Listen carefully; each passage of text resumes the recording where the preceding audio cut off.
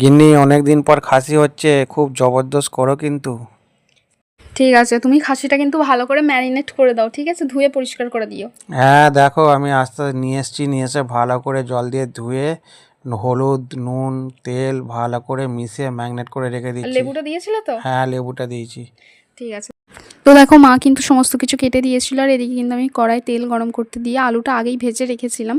আর তারপরে দিয়ে দিলাম তেজপাতা, আর দিলাম তারপরে পেঁয়াজ কুচি, টমেটো কুচি আর লঙ্কা দিয়ে ভালো করে নেড়ে চেড়ে যখন একটু ঘাটা ঘাটা হয়ে গেল আর পেঁয়াজের কালারগুলো বাদামি রঙের হলো, তখন দিয়ে দিলাম বেটে রাখা মশলাটা। এখানে মশলা ইউজ করেছি আমরা আদা রসুন আর জিরে বাটা। তো আমি একসাথেই সমস্ত কিছু বেটেছিলাম, বেটে ভালো করে কষানোর পরে দিয়ে দিলাম মাংসটা, তারপরে আবার কষানোর পরে দিলাম আলুটা।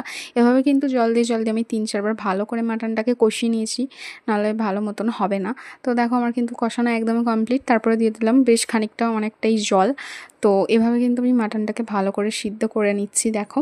আর চর্বিগুলো তারপরে দিয়েছি যখন ঝোলটা ফুটছিল, আর তারপরে দিয়ে দিলাম এখানে গরম মশলা বাটা দিয়ে, আর এভাবেই কিন্তু সার্ভ করে দেবে। আর তোমাদের ভিডিওটা কেমন লাগলো অবশ্যই কিন্তু কমেন্টে জানাতে ভুলবে না। তো চলো, আজকের মতন টাটা।